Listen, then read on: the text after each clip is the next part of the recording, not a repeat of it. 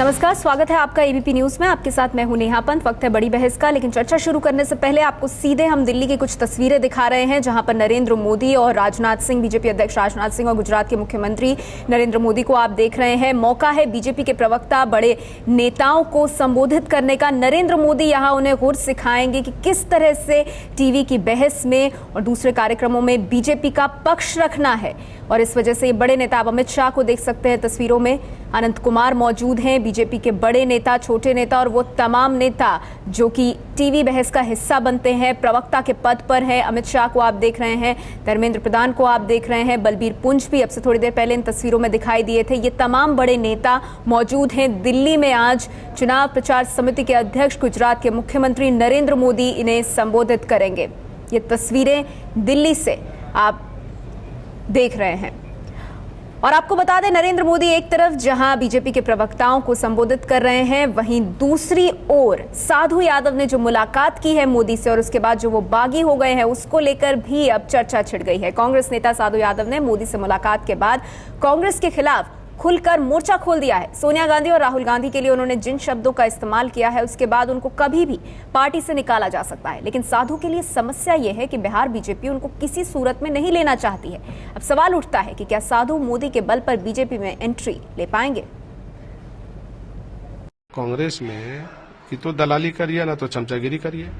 कांग्रेस के work culture की इस साधु व्याख्या के बाद सुनिए साधु यादव की नजर में सोनिया गांधी और राहुल गांधी क्या हैं।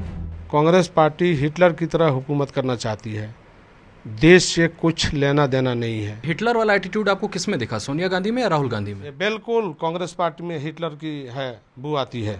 राहुल गांधी या सोनिया गांधी? सब में बू आती है हिटलर की तरह। और बकौल साधु यादव, मोदी के हाथों में देश का भविष्य सुरक्षित है।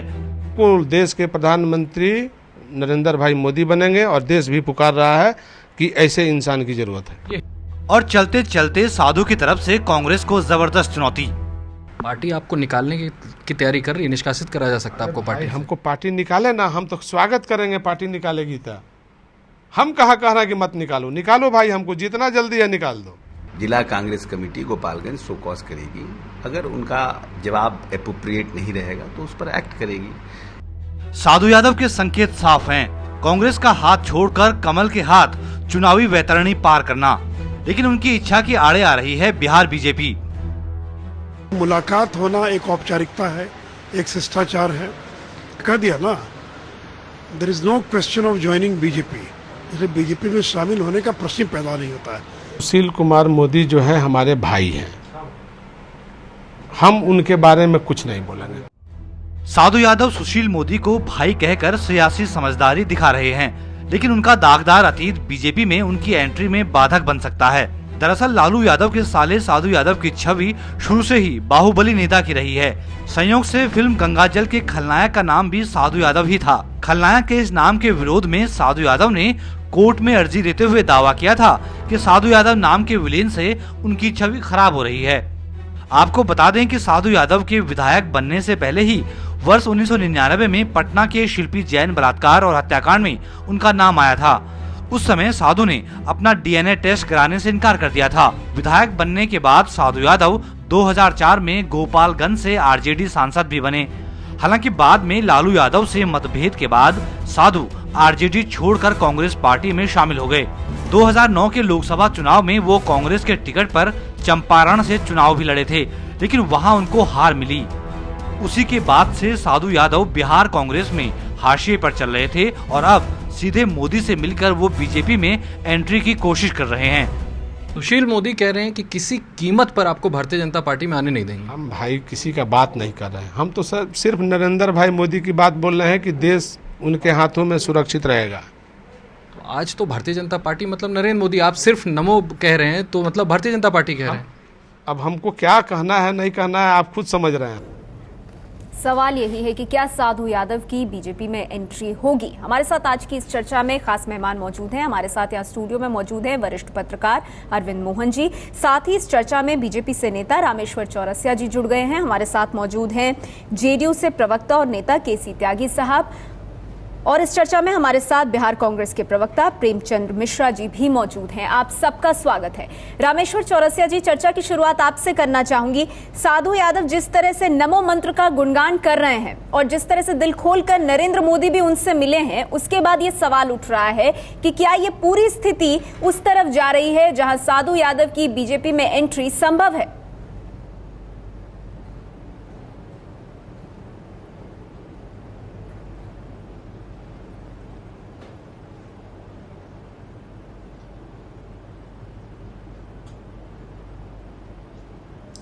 देखिए, साधु यादव जी पहले एमपी थे, फिर एमएलए थे।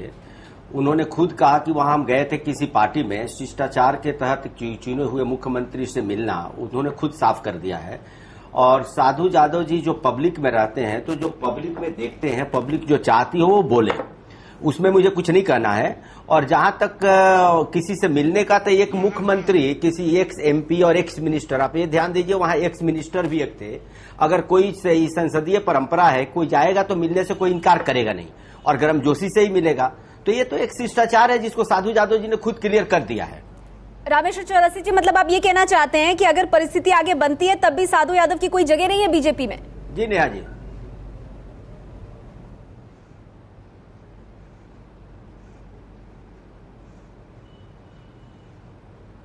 जी नहीं, मेरा सवाल है आपसे। नहीं, साधु यादव जी ने पहले तो अप्लाई नहीं किया बीजेपी में नेहा जी। वो तो एक, देखिए क्या होता है, जब आप जनता में जाइएगा तो जनता की जो भावना है, जनता जो बोलती है, अगर उसको लेकर के सबको इच्छा होती है मिलने की नरेंद्र भाई मोदी जी से। वो अगर गए थे गुजरात, जी जी जी गुजरात गए थे। मैं आपको एक और बता दूं नेहा जी, ये कोई साधु यादव जी का मामला नहीं है। मैं भी जब गया था वो वाइब्रेंट गुजरात में, तो जहां हम रुके थे, एक एनआरआई भी रुके थे और कुछ एक डॉक्टर आए थे, एक कपल तमिलनाडु से। हम लोगों ने पूछा कि आप वाइब्रेंट गुजरात में आए हो? बोला कि नहीं, हम लोग तो घूमने आए हैं अहमदाबाद में। तो वो एनआरआई ने पूछा अहमदाबाद में घूमने को क्या है? तो उन्होंने बोला देखो, हम तमिलनाडु से आए हैं, हर व्यक्ति एक बार नरेंद्र मोदी का गुजरात देखना चाहता है, इसीलिए हम लोग आए हैं। ठीक है, तो आप कह रहे हैं नरेंद्र मोदी से शिष्टाचार के नाते मुलाकात थी, इससे ज्यादा और कुछ नहीं। चलिए ठीक है, हमारे साथ प्रेमचंद मिश्रा जी भी जुड़ गए हैं सर, उनसे मैं इसका जवाब ले लेती हूँ। शादी में गए थे वहां राज्यपाल जी के यहाँ, तो सारे कांग्रेसी नेता थे, तो मिले कि नहीं मिले? वहां भी जयकारा लगा। प्रेमचंद मिश्रा जी, बीजेपी कह रही है कि उन्होंने तो अप्लाई नहीं किया है, साधु यादव ने तो बीजेपी में शामिल होने के लिए अप्लाई नहीं किया है, मुलाकात ये सिर्फ शिष्टाचार के नाते थी, और आपकी पार्टी जो है वो साधु यादव को कारण बताओ नोटिस थमा रही है। देखिए, हमारी पार्टी का स्पष्ट मानना है कि साधु यादव पिछले लोकसभा चुनाव में हमारी पार्टी से चुनाव लड़े थे, ये भी सत्य है। और उसके बाद विधानसभा का वो चुनाव लड़े गोपालगंज विधानसभा से, वो भी सत्य है। दोनों चुनाव में उनकी जमानत जब्त हो गई, लेकिन पार्टी के अंदर उनकी कोई सक्रियता हमारे यहाँ नहीं थी, और न ही पार्टी में कोई जिम्मेदारी उनको ब्लॉक स्तर से लेकर प्रदेश स्तर तक किसी लेवल पर कोई हम लोगों ने रिस्पॉन्सिबिलिटी उनको नहीं दिया था। चूंकि हमारा पार्टी का ये सुविचारित मत था कि हमें बिहार में अगर पार्टी को अपने पैरों पर खड़े करना है तो हमें अपने प्रतिबद्ध कार्यकर्ताओं की टीम को ही आगे लाना पड़ेगा, जिनकी प्रतिबद्धता कांग्रेस के प्रति हो, कांग्रेस की नीतियों में हो। अब आज जो परिस्थिति बनी है वो तो देश के सामने लोगों ने देखा है कि जो पार्टी या जो नेता अपने आप को एक बड़े नेता के रूप में उभारना चाह रहे हैं, बिहार को लेकर उनका एजेंडा क्या है, वो बिहार में राजनीति किन लोगों के साथ मिलकर करना चाहते हैं। अखबारों में छपा है, इवन साधु यादव का बयान भी आया था कि मुझे गुजरात के मुख्यमंत्री के यहाँ से चाय पीने का निमंत्रण आया था। तो यह स्पष्ट है कि बिहार में अब भारतीय जनता पार्टी की राजनीति नरेंद्र मोदी जी साधु यादव जैसे लोगों को आगे रखकर करना चाहते हैं। ठीक है, तो मिश्रा साहब, आप इसे सिर्फ शिष्टाचार के नाते एक मुलाकात नहीं मान रहे, आप समझते हैं बिहार की राजनीति में पैठ बढ़ाने के लिए नरेंद्र मोदी दूर का सोच रहे हैं और इसीलिए ये मुलाकात हुई है साधु यादव के साथ। इस पर केसी त्यागी जी क्या सोचते हैं, अरविंद मोहन जी इसके क्या मायने निकालते हैं, इस पर आगे चर्चा करेंगे।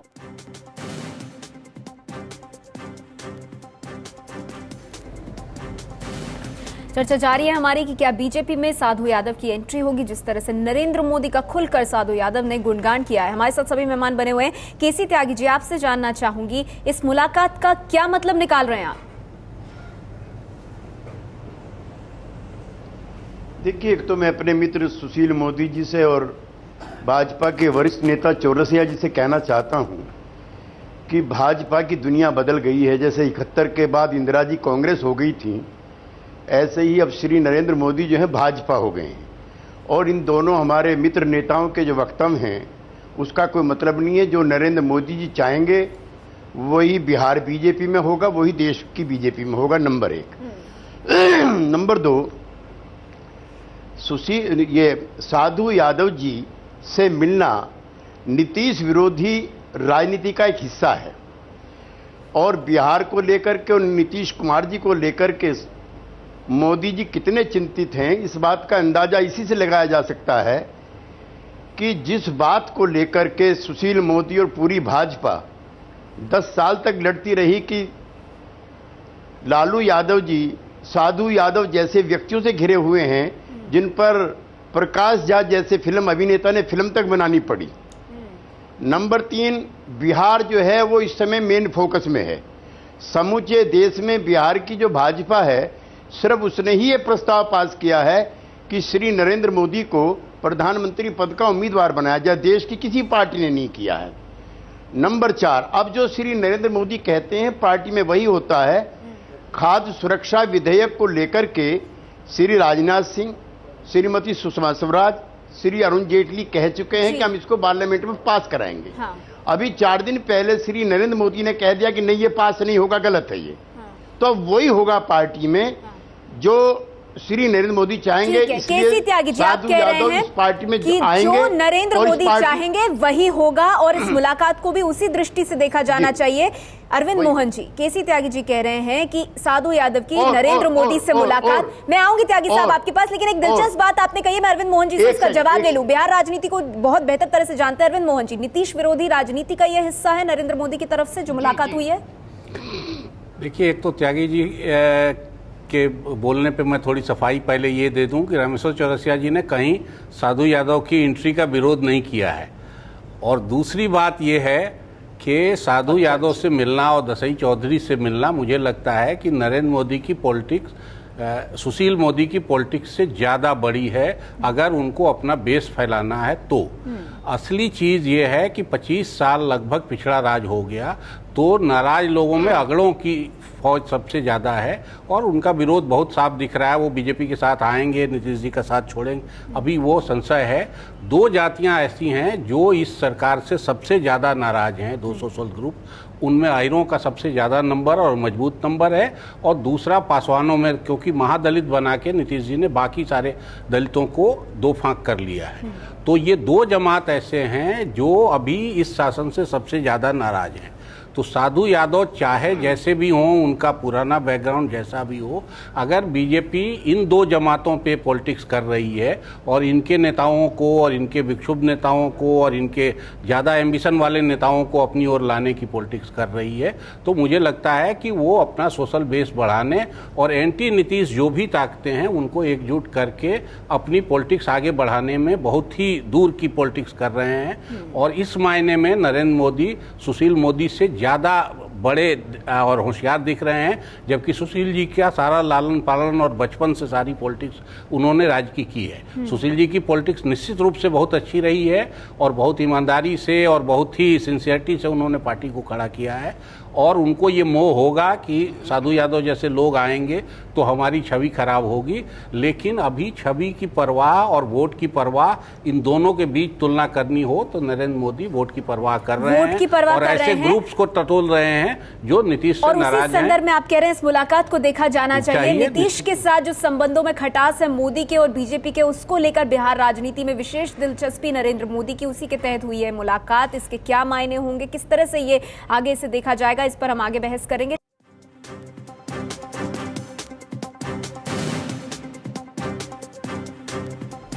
चर्चा जारी है हमारी कि क्या बीजेपी में साधु यादव की एंट्री होगी। हमारे साथ सभी मेहमान बने हुए हैं। रामेश्वर चौरसिया जी, ये आप भली भांति जानते हैं कि इतना आसान नहीं है मुलाकात को शिष्टाचार का नाम देना राजनीति में, और खासतौर पर बिहार में जिस तरह के हाल फिलहाल हालात बने रहे हैं।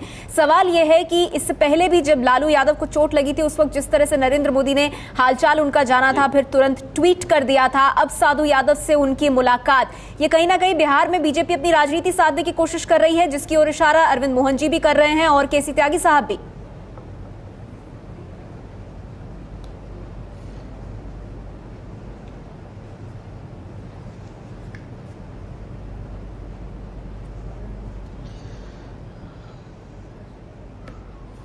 देखिए नेहा जी, इससे तो मैं सहमत हूं कि हम लोग राजनीति करते हैं तो राजनीति करेंगे, इसमें कोई दो मत नहीं। मुझे तीनों लोगों का जवाब देना है, थोड़े में मैं बोलूंगा। प्रेमचंद मिश्रा जी ने जिस तरह आरोप लगाया, प्रेमचंद जी मैं आपको बता दूं कि 2000 से 5 में आप कांग्रेस के साथ थे, साधु यादव जी एमएलए थे और हम लोग बाहर से विरोध कर रहे थे। 2004 से 9 तक केंद्र में साधु यादव जी एमपी थे, आपके सरकार में साथ थे, 24 उनके एमपी थे आरजेडी के, आप साथ चला रहे थे। आज उनके बारे में आप जो बोलिए, व्यक्तिगत मुझे कोई आक्षेप नहीं करना है, इसीलिए बोलने के पहले ये समझना चाहिए कि आप बोल क्या रहे हैं। आज आप एक बैक इस तरह की भाषा बोल रहे हैं। और दूसरा, हमारे केसी त्यागी जी जो बता रहे हैं, माननीय सांसद हैं, पहले लोकसभा में भी रहे हैं। त्यागी जी, भारतीय जनता पार्टी कोई व्यक्तिवादी पार्टी तो है नहीं। धन्यवाद। आपने कंपेयर कर दिया, चलिए वो तो आप स्वतंत्रता है लोकतंत्र में। आपके यहाँ एक नेता जो बोल देंगे, आरजेडी के बोल देंगे, कांग्रेस को हो जाएगा। हमारे यहाँ एक पार्लियामेंट्री बोर्ड, एक सिस्टम है, कोई नेता एक एमपी और एमएलए का टिकट भी डिक्लेयर नहीं कर सकता त्यागी जी। दूसरी बात, आप जो अरविंद मोहन जी बोले, अरविंद मोहन जी आप देखिए, सुशील मोदी जी ने कोई गलत नहीं बोला, ये शिष्टाचार में मिलने गए, वही नहीं मिलने गए, एक पूर्व मंत्री, केंद्रीय मंत्री भी थे। यूपी में आपने देखा जब हम बाबू कुशवाहा को लिए तो क्या हर्ष हुआ, कितना हंगामा हुआ। तो हमारे जो स्टेट की परिस्थितियां हैं, हम इनसे लड़ते रहे हैं। देखिए त्यागी जी जो बोले उस पर भी मैं आता हूं कि 90 से 95 तक तो इसी लालू जी के, साधु जी के साथ इनके भी नेता थे। आज जो बिहार के माननीय मुख्यमंत्री नीतीश जी थे कि नहीं थे, हम लोग लड़ने का काम किए। अब हमारे इस परिदेश में हमारे पार्टी में कोई एंट्री के लिए अप्लाई नहीं किया और करेगा भी तो मोदी जी नहीं डिसाइड करेंगे, प्रदेश के लोग प्रदेश में डिसाइड करते हैं। हमारे यहाँ भी तो आप कह रहे हैं रामेश्वर चौरसिया जी कि सुशील मोदी ने जो कहा है वही अंतिम वचन होगा, क्योंकि सुशील मोदी जी ने तो साफ कर दिया है कि कोई जगह नहीं है साधु यादव की पार्टी में। बहस हो रही है, अभी तक साधु यादव जी ने हमारे यहाँ अप्लाई नहीं किया, वो माननीय सांसद रहे हैं जी।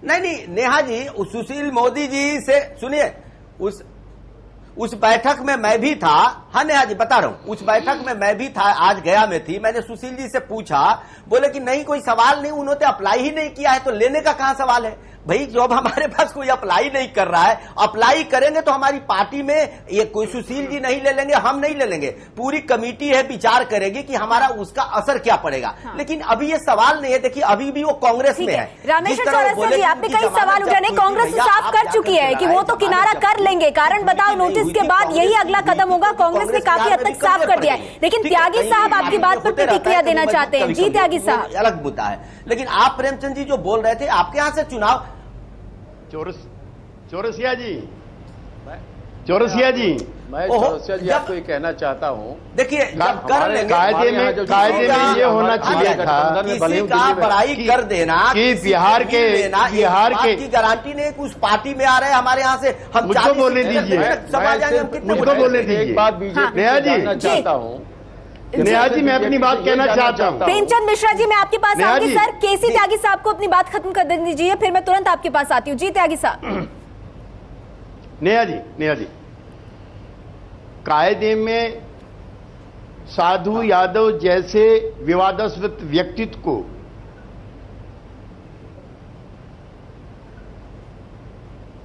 नरेंद्र मोदी जी से मिलने से पहले मंगल पांडे जी से, सुशील मोदी जी से पूछना चाहिए था मोदी साहब को भी कि क्या इस व्यक्ति से मिलना बिहार की राजनीति के हक में है कि नहीं है। नंबर 1। नंबर 2 मेरा कहना है कि ईर्ष्या और विद्वेष की राजनीति के कोई तर्क नहीं होते। जो अरविंद मोहन जी कह रहे थे, कई बार जो है पैदल से वजीर नहीं मरवाए जाते जैसे चोरस में होता है। आप जो हैं दुसादों के नेता के, पासवानों के नेता के रूप में दशरथ चौधरी, या यादवों के नेता के रूप में साधु यादव को आप रामविलास पासवान और लालू यादव से कंपेयर नहीं कर सकते। और ईर्ष्या विद्वेष की जो राजनीति चल रही है, मैं अंतिम बात कहना चाहता हूं, ये किसी दिन बिहार बीजेपी और आरजेडी बिहार और लालू प्रसाद जी के साथ नरेंद्र मोदी जी को करीब ना ले आए तो मुझे कोई ताज्जुब नहीं होगा, क्योंकि इस राजनीति के कोई तर्क नहीं होते हैं। हमने कभी कल्पना नहीं करी थी कि साधु यादव जैसा व्यक्तित्व नरेंद्र मोदी जैसे व्यक्तित्व के साथ जो है बराबर में बैठ जाएगा।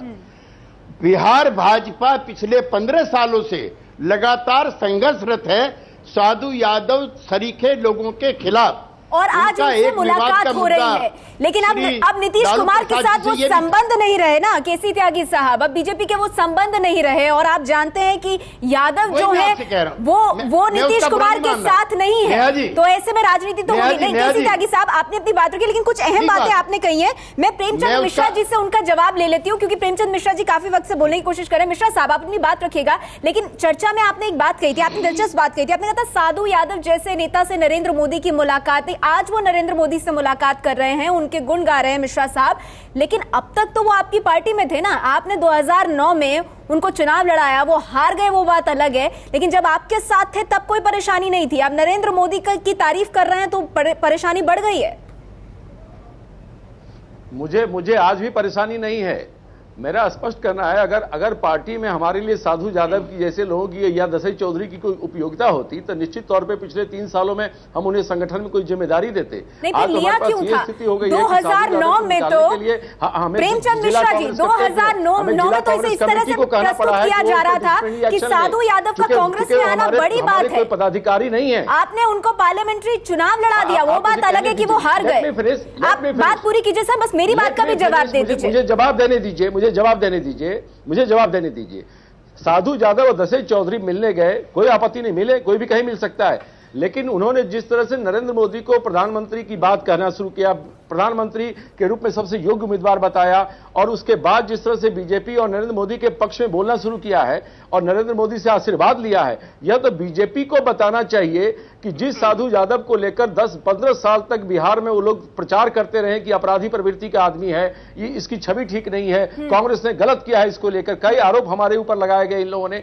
आज क्या वजह है कि भाजपा का सबसे शीर्ष पुरुष, सबसे बड़ा नेता जो बनना चाहता है, ठीक है, आपने मेरी बात का जवाब नहीं दिया, लेकिन आपके सवाल का जवाब मैं रामेश्वर चौरसिया जी से लेना चाहूंगी। रामेश्वर चौरसिया जी। नहीं,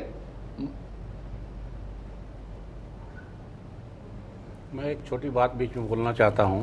मिश्रा जी आप पूछ सकते हैं क्या नरेंद्र मोदी से? मैं एक छोटी बात बीच में बोलना चाहता हूं, जो त्यागी जी कह रहे थे कि मैं बताता हूं, थोड़ा ऑडियो डिले। अरविंद मोहन जी, मैं आपके पास आऊंगी। ये पूछना चाहता हूं कि साधु यादव जी जब सांसद थे, मैं बोलूं? जी बोलिए। एक मिनट। अच्छा, आप बोलिए। साधु यादव जब सांसद थे तो आप लोग उनको अपराधी कहते थे। साधु यादव की पार्टी जब हमारे साथ गठबंधन में थी तो आप लोग कहते थे बिहार में जो अराजकता है प्रेमचंद मिश्रा जी बोल रहे हैं कि मिलना, मैं ये पूछना चाह रहा हूं आपके नेता प्रेमचंद मिश्रा जी जब साधु यादव जी सांसद थे तो क्या वो प्रधानमंत्री से नहीं मिलते थे पार्लियामेंट में? लोगों ने जब सांसद बताया तो वो मिलते थे कि नहीं प्रधानमंत्री से? आपके पार्टी के सांसद थे। नहीं, मिलना और तारीफ करना अलग अलग बात है। हमारे पार्टी के सांसद नहीं थे जब साधु यादव जी आपके यहाँ सांसद थे। मैं बोलूं नेहा जी, को यह बताना चाहिए, भाजपा को यह बताना चाहिए कि जो साधु यादव प्रेमचंद मिश्रा जी, ठीक है, आपने अपनी बात कह दी। प्रेमचंद मिश्रा जी, सर आपसे सहयोग चाहूंगी, थोड़ा ऑडियो डिले है। प्रेमचंद मिश्रा जी, आपने अपनी बात कह दी। रामेश्वर चौरसिया जी, संक्षेप में बात मिश्रा जी का जरा जवाब दे दूं। प्रेमचंद मिश्रा जी का 1 मिनट में जवाब दे देता हूं। प्रेमचंद मिश्रा जी ने सवाल उठाया है। प्रेमचंद मिश्रा जी, आप सुन लीजिए जरा। नहीं, मैं आपकी बात सुन रहा हूं, आप सिर्फ इतना बताइए। प्रेमचंद मिश्रा जी, आप बात कर दिए, सुन लीजिए। आप किस तरह के भाषा बोल रहे हैं प्रेमचंद जी, आप समझिए आप क्या बोल रहे हैं। ये सांसद जब थे, लालू यादव जी के 24 सांसद थे, मंत्री 7 थे, ये साधु यादव जी सांसद थे, लिया जाएगा, से भी मिलते थे, राहुल जी से मिलते थे, प्रधानमंत्री जी से मिलते थे, श्री नरेंद्र मोदी जाएंगे। आज खराब हो गए। चौरसिया जी, आप ये बताइए तो आज सुशील मोदी को यह क्यों कहना पड़ा? प्रेमचंद मिश्रा जी और रामेश्वर चौरसिया जी, ये तो गेंद आप एक दूसरे के पाले में डालने की कोशिश करें। आज हमसे मिले तो अच्छे, कल हमसे मिले तो अच्छे। चलिए, मैं आप लोगों को यहाँ पे रोकना चाहूंगी सर, इस चर्चा को हम आगे बढ़ाएंगे।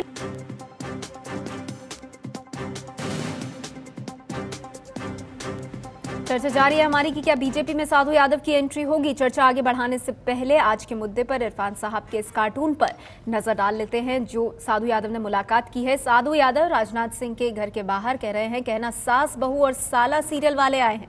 नरेंद्र मोदी आजकल सीरियल वाली बातें जो है उन्होंने की हैं अपने भाषण में, और कुछ उसी अंदाज में साधु यादव पहुंचे हैं बीजेपी के द्वार। सवाल यही कि क्या बीजेपी में एंट्री होगी उनकी। हमारे साथ सभी मेहमान बने हुए। अरविंद मोहन जी, केसी त्यागी साहब ने जवाब देते वक्त ये कहा कि इस मुलाकात को चाहे जैसे भी देखा जाए, लेकिन एक प्यादा वजीर को मात नहीं दे सकता। देखिए, जब बात मैं शुरू में कर रहा था तो ये बहुत साफ है कि यादव वोट और पासवान वोट पोलराइज वोट है, बहुत ही मजबूती से एक एक नेता के पीछे खड़े हैं। अब रामविलास पासवान जी और लालू यादव जाके बीजेपी में या आरजेडी में एंट्री, जेडीयू में एंट्री के लिए एप्लीकेशन नहीं देंगे। ये पॉसिबल है कि उनका बेस शिफ्ट हो जाए, जब ये दिखे कि ये लीडर कहीं बहुत आने वाला नहीं है पावर में, तो उनका बेस जो नया पावर इमर्ज हो रहा हो उसकी तरफ अलाइनमेंट करे, तो लालू यादव बैठे रहें, उनका यादव बेस शिफ्ट हो जाए, रामविलास पासवान बैठे रहें, उनका पासवान वोट शिफ्ट हो जाए। तो उस हिसाब से मोदी का ये मिलना बहुत ही होशियारी का फैसला मैं मानूंगा। और दूसरा ये है कि लालू जी जैसे लोगों के लिए अभी भी ये संकट बना हुआ है कि अगर चारा कांड में जजमेंट आ गया खिलाफ, तो कौन लीडर उनकी जगह लेगा और फिर पार्टी कैसे संभलेगी। तो ऐसे में पहले से साधु यादव जैसे लोगों को, जो ज़्यादा एम्बिशस हैं और जो जिनके साथ यादव दाम जुड़ा हुआ है, अच्छा भला बुरा जो भी है, उनको पार्टी में लेना या पार्टी से उनका हेलमेल बढ़ाना, मुझे लगता है कि नरेंद्र मोदी थोड़ी ज़्यादा दूर की और होशियारी की पॉलिटिक्स कर रहे हैं। केसी त्यागी साहब, आपकी प्रतिक्रिया इस पर? अटल आडवाणी युग की भाजपा से समाप्ति हो चुकी है। हैदराबाद में बंगारू लक्ष्मण जी मंच पे बैठे हुए थे, जिनको आडवाणी जी ने, अटल जी ने अध्यक्ष पद से हटाया था। येदियुरप्पा साहब दोबारा फिर भाजपा में आएंगे, जिनको आडवाणी जी ने at the cost of Karnataka party से बाहर किया था। साधु यादव भाजपा में आएंगे, जिसको सुशील मोदी नहीं चाहते एक मिनट के लिए भी। सुशील मोदी जी तो रामेश्वर चौरसिया जी को भी मंत्री नहीं चाहते थे। अब भाजपा की संस्कृति नए मिजाज की है। अरविंद मोहन जी, आप विद्वान आदमी हैं, वो युग चला गया लोक लाज का जब था। अब ईर्ष्या विध्वंसों पर राजनीति होगी और नीतीश विरोधी। कोई ताज्जुब नहीं होगा कि भारतीय जनता पार्टी का और आरजेडी का किसी स्टेज पर कोई लूज कॉम्बिनेशन बन जाए, मुझे ताज्जुब नहीं होगा। ठीक है, लेकिन ये मुश्किलें तो खड़ी करेगा ना नीतीश कुमार के लिए, ये और उनकी पार्टी के लिए मुश्किलें जरूर खड़ी करेगा। प्रेमचंद मिश्रा जी, सवाल आपसे ये, मुश्किल में कोई अच्छा रास्ता निकले। चलिए, उम्मीद पर दुनिया कायम है। प्रेमचंद मिश्रा जी, आपसे सवाल ये कि आज साधु यादव को निकालने की बात हो रही है, कारण बताओ नोटिस दिया, लेकिन आप मानेंगे इस बात को कि 4 साल से ऊपर हो गए साधु यादव को कांग्रेस पार्टी के साथ, उनका कुछ नहीं हुआ है आपकी पार्टी में। तो एक तो फ्रेश आइडेंटिटी की तलाश है उन्हें, दूसरा शायद इस बात को भी समझा जा रहा है कि कांग्रेस पार्टी का वो वजूद नहीं है बिहार में जिसके चलते वो अपनी राजनीति को चमका सके, इसीलिए मोदी के द्वार पर गए। ये मानेंगे आप? देखिए, वो क्यों गए मोदी के द्वार पे और मोदी का गुणगान क्यों कर रहे हैं और मोदी उनसे गले क्यों मिल रहे हैं, ये बिहार के लोग अच्छी तरह से समझ रहे हैं। मेरा प्रश्न ये है कि जो अभी अरविंद मोहन जी बता रहे थे, मैं उससे बिल्कुल सहमत नहीं हूं। अगर साधु यादव और दसई चौधरी जैसे लोगों की अपना कुछ वजूद होता तो अपना चुनाव तो जीत जाते। हमारे पार्टी से आपने भी तो कुछ सोच के टिकट दिया होगा ना सर, इसका जवाब आप नहीं दे रहे मिश्रा जी। क्या सोचकर आपकी पार्टी ने 2009 में उन्हें टिकट दिया? नहीं, हमारे पार्टी में उस समय प्रदेश नेतृत्व ने बड़ी गलती की थी कि ऐसे लोगों को पार्टी में लिया था। हमारी पार्टी में आज बिहार में अगर परेशानी है, उसका एक बड़ा कारण है कि बहुत सारे बाहर के लोग 2009 नहीं, तो साधु यादव तो बने हुए हैं आपकी पार्टी में, निकाल के चले गए। वो तो नरेंद्र मोदी का उन्होंने गुणगान किया, तो आप ये बात कह रहे हैं? हमने ऐसे लोगों को कोई पार्टी में कोई जवाबदेही नहीं दी, कोई काम नहीं लगाया, चूंकि इन लोगों की छवि जो थी वो सबको पता था। और आज हम देख रहे हैं कि किस टाइप के लोग हैं, किस तरह की भाषा का प्रयोग कांग्रेस के बारे में कर रहे हैं या किस तरह से गुणगान मोदी का कर रहे हैं। सबसे बड़ा प्रश्न ये है कि इस देश में नरेंद्र मोदी जिस शैली की राजनीति करना चाहते हैं, उसमें उनको सुशील मोदी नहीं, साधु यादव जैसा आदमी बिहार में चाहिए। यह आज प्रमाणित हो गया। चलिए, वक्त मेरे पास बहुत कम है सर, आपने अपनी बात रखी। रामेश्वर चौरसिया बिहार में लड़ेगी। हम अपने कार्यकर्ताओं को जानना चाहूंगी प्रतिबद्ध कार्यकर्ताओं जो राजनीति, आपने माना कि ये राजनीति करने की कोशिश है बीजेपी की तरफ से और इसमें कोई बुराई नहीं आप कह रहे हैं, लेकिन साधु यादव जिस तरह की उनकी छवि रही है और जो केसी त्यागी साहब कह रहे थे कि आप लंबे वक्त तक साधु यादव, लालू यादव के खिलाफ संघर्षरत रहे हैं, उनके साथ नरेंद्र मोदी की मुलाकात, जिसको बिहार बीजेपी प्रधानमंत्री पद का उम्मीदवार बनाने की बात कर रही है, इसे किस तरह से देखेगी जनता?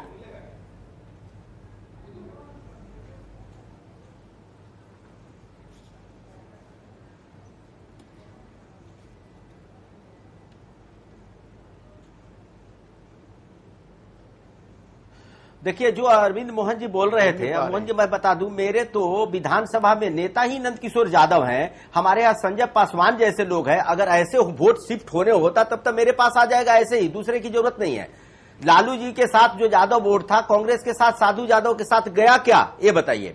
दूसरी बात है, ये अभी तक भी वो बने हुए हैं कांग्रेस में। न तो नरेंद्र भाई मोदी ने, नरेंद्र भाई तो खुद नहीं जानते थे, जब मेरी कल बात हुई तो बोले कि भाई एक पूर्व मंत्री और एक लालू के साला जो एमपी थे मिलने आए थे यहाँ के कुछ लोगों के साथ है। तो हमने बात की सुशील मोदी जी से, बोला कि हाँ हमने भी टीवी पर देखा, लेकिन ऐसा हम लोग के पास कोई अप्रोच नहीं है ना वहां पर। उन्होंने तो ज्वाइन करने की बात नहीं की, वहां कोई शिष्टाचार में मिलने गए। हर आदमी जाता है, तो अगर मुख्यमंत्री के यहाँ जाएंगे, त्यागी साहब आप एक्स एमपी थे, कहीं मुख्यमंत्री के यहाँ जाते थे तो कोई चाय पिलाता था कि नहीं? और जहां तक इमेज की बात करें, देखिए बाहुबली नेता जो जीते थे 2000 में, त्यागी साहब भूलिए नहीं, आज वही बाहुबली नेता को जनता ने जिताया है, ज्यादा आपके पार्टी में है, मैं उस पर कमेंट नहीं करता हूं। रामेश्वर चौरसिया जी, आप बार-बार कह रहे हैं शिष्टाचार के नाते मुलाकात थी, सब जानते हैं 2014 के चुनाव से पहले जब नीतीश से आपकी दूरियां बढ़ी है, ये सिर्फ शिष्टाचार के नाते मुलाकात नहीं हो सकती। अगर नरेंद्र मोदी उन्हें अपने पास बुला रहे हैं, अगर शिष्टाचार के नाते मुलाकात उनसे कर रहे हैं, शिष्टाचार का नाम दे रहे हैं, तो इसके पीछे बड़ी राजनीति है जिसकी ओर इशारा कर रहे थे अरविंद मोहन।